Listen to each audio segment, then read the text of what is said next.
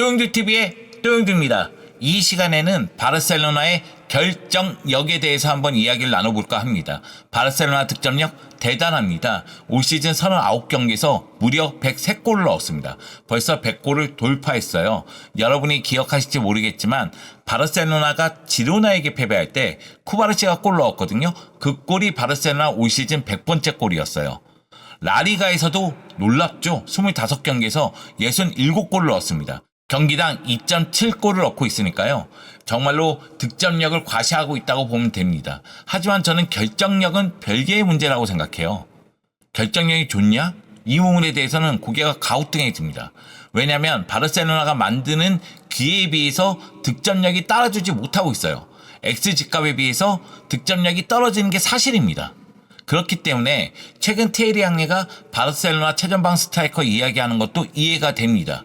바르셀로나의 스트라이커라면 이 정도의 득점 기회라면 더 많은 골을 넣었어야 돼요. 그런데 그러지 못하고 있다는 거죠. 그런 측면에서 페란 토레스, 레반도프스키 모두 아쉬움이 따릅니다. 그러니 바르셀로나에게 해결사가 있느냐? 이런 질문까지 따라오게 되는 거죠. 물론 페란 토레스, 레반도프스키가 골을 못 넣는 게 아닙니다.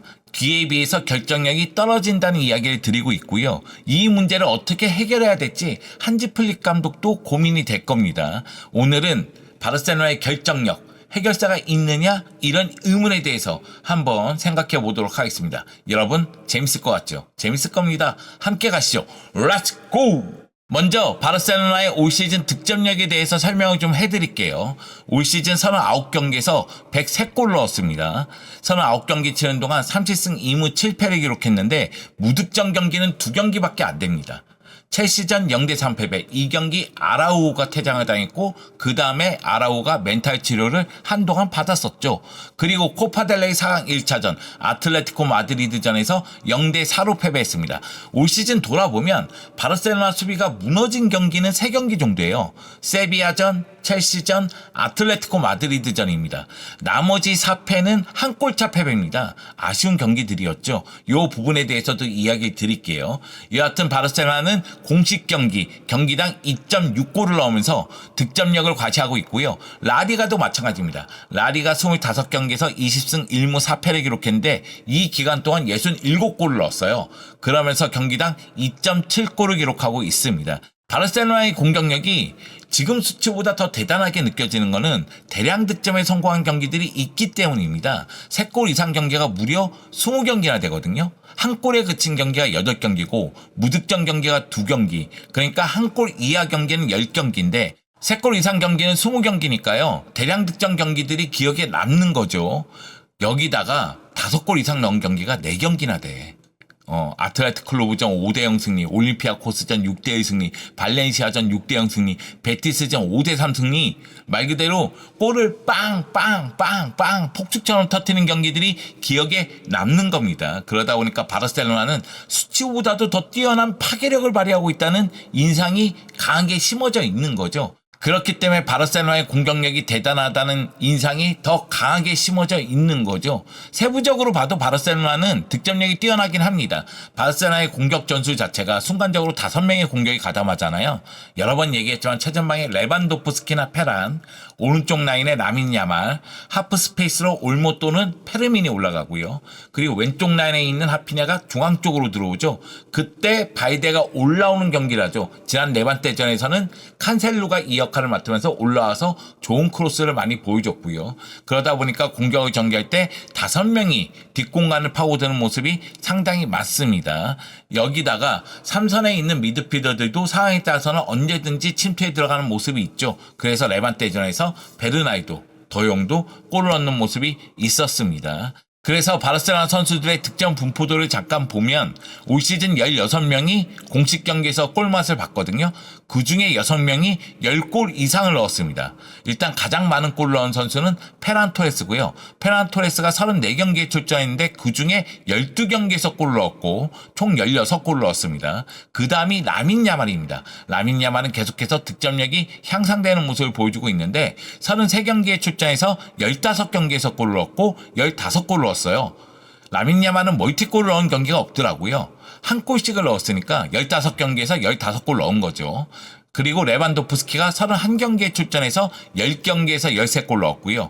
하피냐가 24경기에 출전해서 9경기에서 13골, 페르민이 32경기 출전해서 7경기에서 11골, 레시포드가 34경기 출전해서 8경기에서 10골 넣었습니다. 이 중에서 페란토레스, 라민 야말, 레반도프스키는 라리가에서도 10골 이상을 넣었습니다. 그렇기 때문에 많은 선수들이 골을 넣고 있고 그만큼 다양한 득점원을 갖고 있다고 보면 돼요. 지금 언급한 선수 외에도 다니 올모가 7골 넣었고요. 쿤데 아라오가 3골, 루니아 베르날 페드리도 2골씩을 넣었습니다.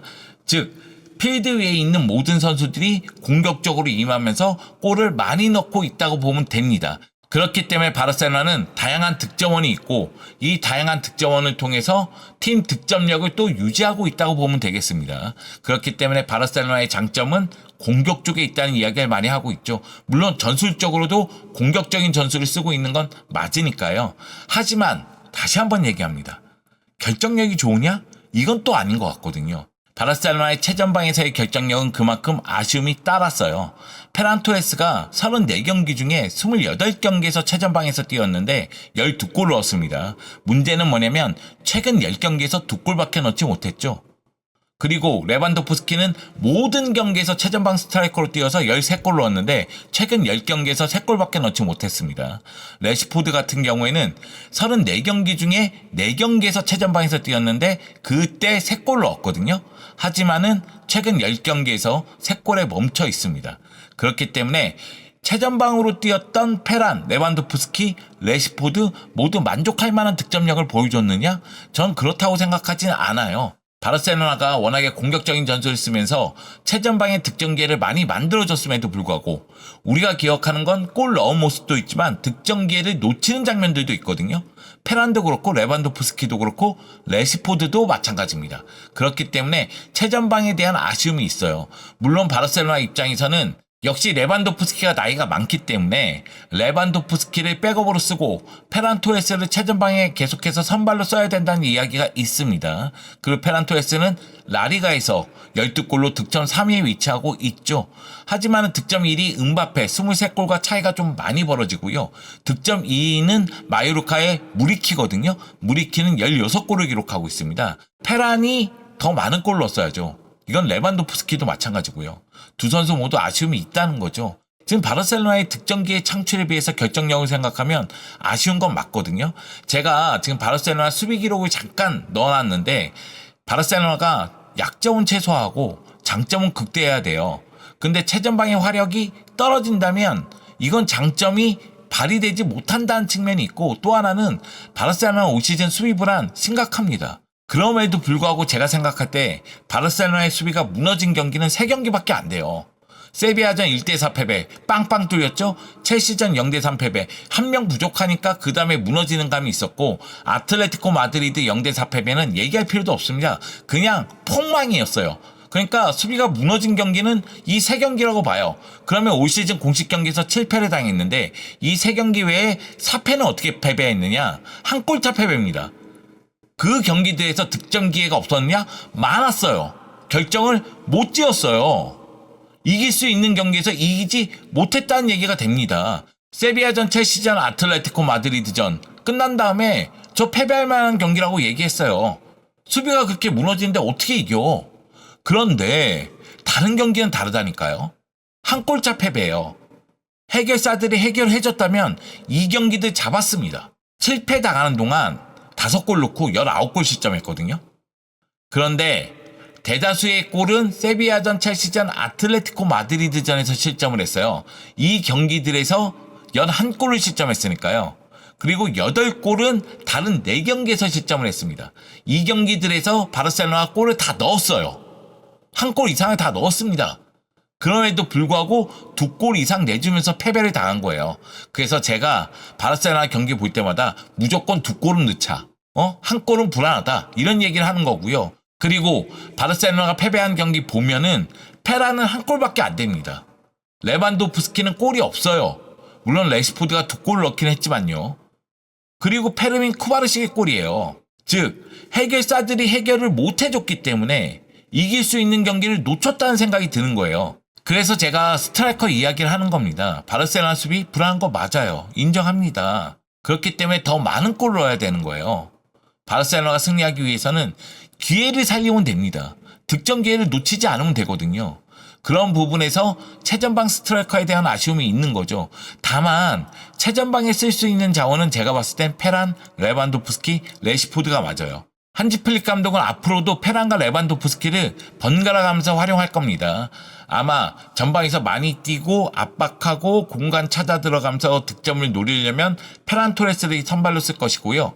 상대가 라인을 내렸을 때 높이 경쟁하고 공간 만들려면은 레반도프스키를 쓸 것 같다는 생각이 듭니다. 이건 이제 한지 플릭 감독이 어떻게 쓸지는 또 보긴 봐야 되겠죠. 그래서 최전방의 변화는 클 수가 없다는 생각이 들어요. 결국은 쓸 수 있는 카드는 다 쓰고 있다는 생각이 들거든요. 문제는 이선입니다. 결국은 변화를 주려면 이선의 변화를 줘야 돼요. 그런 측면에서 라민 야말을 눈여겨볼 필요성이 있습니다. 왜냐하면 하피냐는 뭐 왼쪽에 기용돼서 왼쪽 하프 스페이스에서 뛰지만은 올 시즌 부상도 좀 있었고, 그리고 상황에 따라서는 좌우 가리지 않고 쓰고 있습니다. 레반도프스키도 최전방 왼쪽 쓰고 있고요. 그 중앙 쪽에 페르민, 올모 쓰고 있고, 올모나 페르민은 상황에 따라서 왼쪽으로 돌리기도 했습니다. 그런데 라민 야말은 주로 오른쪽에만 쓰고 있거든요. 라민 야말이 잘해주고 있기 때문이기도 해요. 그렇긴 하지만 라민 야말에 대한 최근 집중 견제를 생각했을 때는 라민 야말의 포지션도 살짝 변화해주는 건 어떤가, 그런 생각이 들거든요. 라민 야말이 올 시즌 33경기에서 15골 14개의 도움을 기록했습니다. 오른쪽 윙어로 31경기 대다수 오른쪽 측면을 책임졌어요. 오른쪽 측면에 있을 때 14골 13개의 도움을 기록했고요. 그리고 한지 플릭 감독이 라민 야말을 중앙 쪽으로 돌려쓰기도 했습니다. 중앙 쪽 공격형 미드필더로 썼을 때는 2경기에서 1골 1개의 도움을 기록했습니다. 리그 경기당 기회 창출이 2.8회, 드리블이 5.4입니다. 얘기할 필요도 없죠. 미쳤습니다. 미쳤어요. 여기다가 득점력이 계속해서 향상되고 있는데 2022-23 시즌 한 골도 못 넣었었는데 그 다음 시즌부터 7골, 18골, 이번 시즌에 15골입니다. 후반기 다 끝났을 때 25골이 넘을 수도 있어요. 그렇기 때문에 올 시즌 라민 야말의 득점력은 향상되고 있다고 이야기를 해야 됩니다. 그래서 지금 기록을 보면 잘하고 있는 선수의 위치를 바꿀 필요성이 있을까라는 의문점이 존재를 합니다. 다만 바르셀로나의 중앙 쪽의 공격, 그 중앙 쪽에서의 마무리를 좀 더 높이려면은 라민 야말을 오른쪽에 주로 기용하되 중앙 쪽에서도 쓸 필요성이 있다. 그 생각이 좀 들었어요. 전 이건 어쩔 수 없다고 봐요. 라민 야말이 오른쪽 측면에서 주로 공격을 전개하다 보니까 상대가 왼쪽 수비를 강하게 만들고 나옵니다. 그리고 경기 중에 라민 야말에게 2명 이상이 붙으면서 집중 견제를 하고 있거든요. 그러다 보니까 최근 라민 야말의 활용도라든가 영향력이 조금 떨어지는 것 아닌가, 이런 의심도 사고 있습니다. 물론 경기 끝났을 때 공격 포인트를 기록하는 경우가 상당히 많긴 하지만요. 그런데 라민 야말에 대한 집중 견제가 계속해서 높아지고 있으니까 한지 플릭 감독이 약간 변칙적으로 중앙 쪽에 기용하는 경기가 몇 경기 나올 필요성이 있다는 거죠. 물론 여러분, 라민 야말이 오른쪽 라인에서 공격을 전개할 때 터치 라인을 등지고 공격을 전개하다 보니까 뒤쪽에서 들어오는 압박이나 수비에 대해서는 조금 더 자유롭게 움직일 수 있는 부분이 있어요. 그리고 라민 야말 스타일 자체가 오른쪽 라인에서 중앙으로 들어오면서 가마차거나 대각선 패스를 통해서 득점 기회를 만드는 경우가 많으니까요. 오른쪽 라인에 배치하는 게 맞긴 합니다. 그런데 상대의 수비에도 혼란을 줄 필요성이 있고요. 그 바르셀로나의 중앙 쪽 공격을 좀 더 강하게 만들 필요성이 있어요. 제가 여러 번 얘기했지만은 최전방의 화력을 높이기 위해서 라민 야말이 중앙 쪽으로 나오면서 중앙 쪽에서 지원을 해주면 어떨까 하는 생각이 좀 들거든요. 물론 이제 모든 경기에서 중앙 쪽에서 나와야 된다는 이야기는 아니고요. 약간의 변칙적인 전술이 필요할 때, 상대의 허를 찌를 때 라민 야말이 중앙 쪽에서 플레이한다면 더욱더 효과가 있지 않을까, 그런 생각이 드는 거죠. 여기다가 루니 바르다지에 대한 기회도 줘야 됩니다. 루니 바르다지 올 시즌 20경기 나오긴 했거든요. 하지만 총 531분 뛰었어요. 그리고 나서 2골 4개의 도움을 했습니다. 루니도 충분히 성장하고 있고 충분히 발전할 수 있습니다. 지금 이 순간에도 위력적이에요. 그래서 오른쪽에 루니, 중앙에 라민 야말 이런 조합도 한두 경기 섞어가면서 플레이를 한다면 더욱더 공격 쪽에서 힘을 발휘하지 않을까. 그리고 라민 야말이 중앙 쪽으로 간다면 전방 쪽에서 좀 더 상대의 압박에서 자유롭게 움직일 수 있는 상황이 발생하지 않을까, 이런 예상을 해본다는 거죠. 물론 이거는 머릿속의 예상이니까 결과는 다를 수도 있겠고, 그리고 라민 야말이 오른쪽에서 워낙에 좋은 활약을 펼치고 있는데 굳이 왜? 이렇게 생각할 수도 있습니다. 물론 다가오는 여름에 바르셀로나가 확실한 넘버 9을 영입한다면 그러면 해결될 문제이기도 합니다. 그렇긴 하지만 아직 올 시즌 끝날 때까지 시간은 길고 지금 이 순간 바르셀로나는 모든 대회에서 생존해 있습니다. 물론 이제 코파델레이 결승 진출은 매우 어려워 보이긴 한데 그 경기에서도 많은 골이 필요한 건 사실이잖아요. 여기서도 상대의 허를 좀 찌를 필요성이 있지 않을까라는 생각이 들기도 하고요. 여하튼 바르셀로나가 올 시즌 우승 트로피를 들기 위해서는 수비 쪽에서 버티는 것도 중요하지만 저는 최전방에서 해결하는 게 매우 중요하다고 생각해요. 힘으로 그냥 압도해버려야 됩니다. 그런 측면에서 라민 야말을 중앙 쪽에서 쓰는 건 어떤가, 그것이 전체적인 결정력을 높이는 효과로 이어지지 않을까, 이런 생각을 잠깐 해봤습니다. 맞습니다, 여러분. 제가 요즘에 시간이 많으니까 별 생각 다 합니다. 네, 고민이 있으면 남겨주세요. 제가 대신 고민해 드릴게요. 여하튼 바르셀로나 최전방에서 화력 발휘하면서 상대를 힘으로 압도한다면 올 시즌 원하는 목적을 달성할 거라고 믿습니다. 네, 역시 우리의 장점은 공격력이 있어.